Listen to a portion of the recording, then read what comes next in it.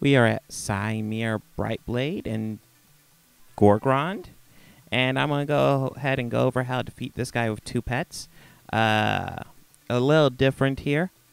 Your leveling pet will actually play a role here. So what you're going to want is a leveling pet around level 10 that can take between 600 and 800 damage.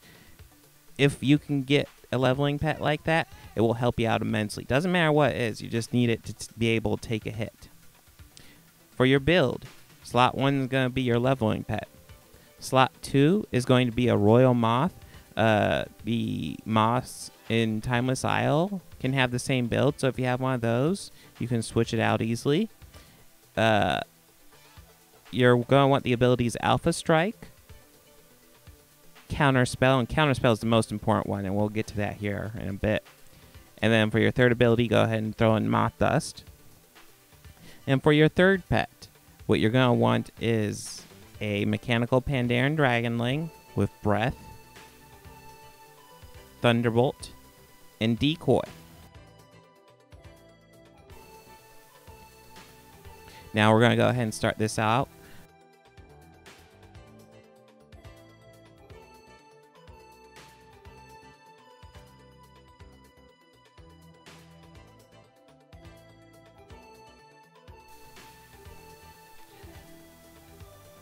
Go ahead and bring in your leveling pet and just have him do their basic attack. And you notice now he's got a debuff. That was the whole point of starting out with your leveling pet. You want that debuff on here where it will do really no damage to and off your guys that are actually fighting. So go ahead and switch out your leveling pet. And now go ahead and cast Counterspell. And now is a good time to point out you're going to want to make sure that your moth has a speed of over 287 because you want to always go first. And I'm not talking about the moth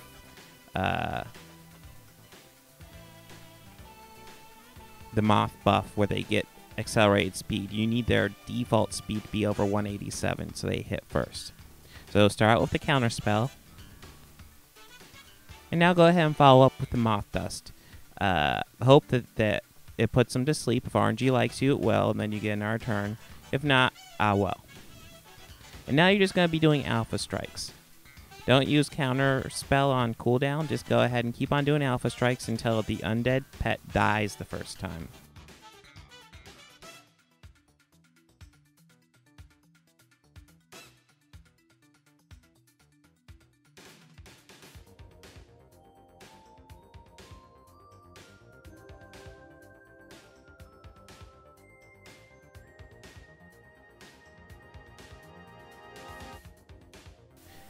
Once they're dead, immediately cast Counterspell. If you do not cast Counterspell at this point, this pet will resurrect and be back at full health and just be a pain in the ass. It won't be as bad as the first time around because he'll be losing 20% health every turn, but it's still going to be bad. So just go ahead and cast that Counterspell and just down this guy. Now if your moth is still in there for a bit, just go ahead and cast Counterspell and Moth Dust on cooldown with Alpha Strikes filling in. You're just going to keep on doing that until your moth is dead. He probably won't last much longer. Now, when your mechanical Pandaran Dragonling comes in, what you're going to want to do is go ahead and cast Decoy. Follow it up with Thunderbolt. And then next, you're going to want to go ahead and do Breath. And you're literally just going to be casting Decoy and Thunderbolt on cooldown with Breath in the middle. And if you follow up with that, you should be able to down this.